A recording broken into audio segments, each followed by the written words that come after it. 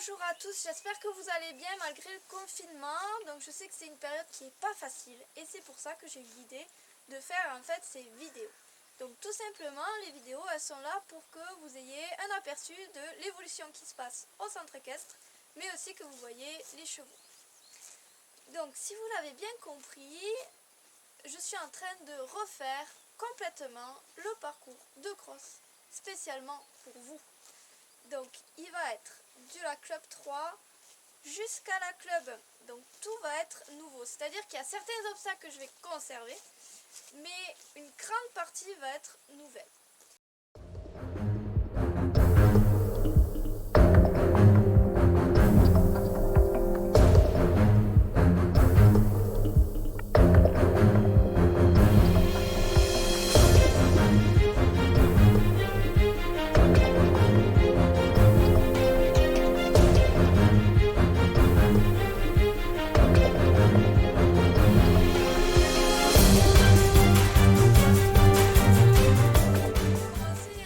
Construire un obstacle de cross, déjà il faut savoir ce que c'est. Donc le cross ça fait partie du concours complet d'équitation. C'est une épreuve emblématique. Donc dans ce concours vous avez une épreuve de dressage, une épreuve de saut et le fameux cross.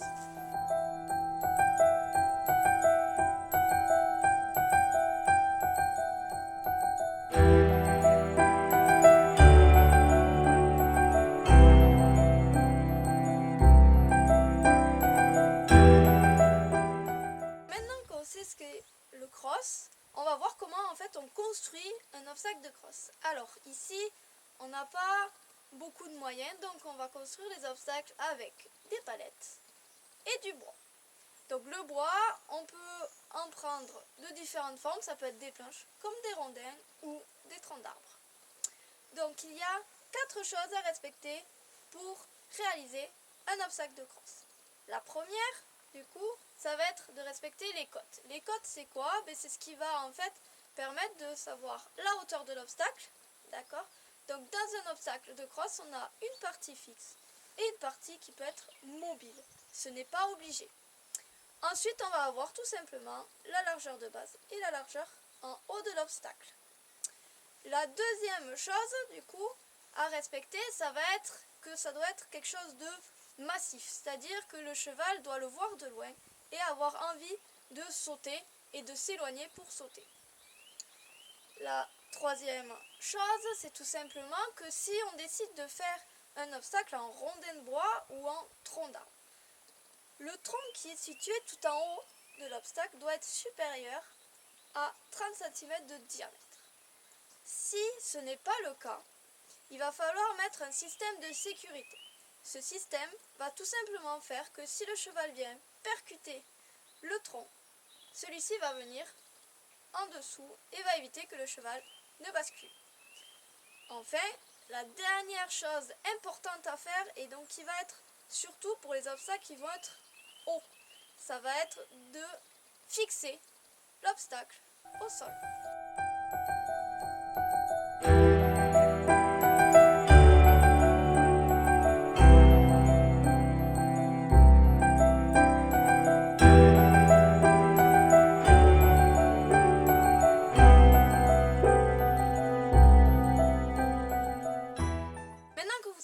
Comment construire un obstacle de cross? On va voir les 6 familles.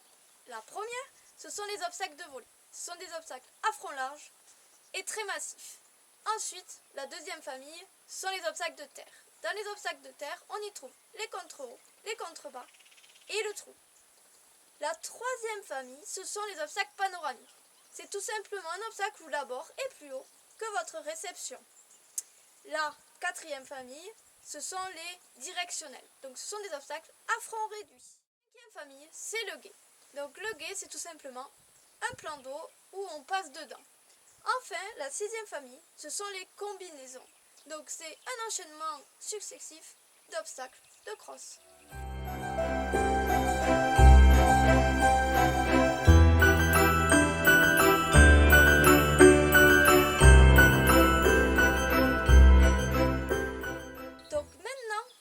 Savez tout sur les obstacles de cross. Je vous mets au défi de m'en créer un. Alors, comment vous allez vous y prendre? Vous allez me rendre par mail un plan. Donc dans ce plan, vous allez mettre les largeurs de base et de hauteur, mais aussi la hauteur de votre partie fixe. Si vous voulez mettre une haie ou autre, une partie mobile à votre obstacle, vous pouvez, il va falloir simplement me mettre la hauteur que vous souhaitez. Attention cependant, ça doit respecter des cotes. Vous savez qu'ici, on a un parcours Club 3, Club 2, Club 1. Donc je vous invite à aller sur le site de la Fédération française d'équitation pour voir tout ce qu'il y a à savoir sur les cotes des obstacles de cross.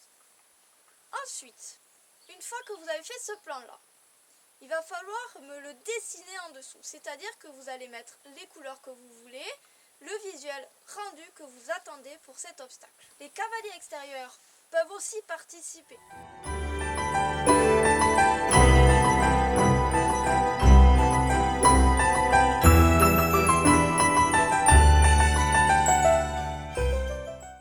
J'espère que cette vidéo vous a plu et que vous allez être nombreux à participer au défi. En attendant tous vos plans, je vous dis à très bientôt aux écuries.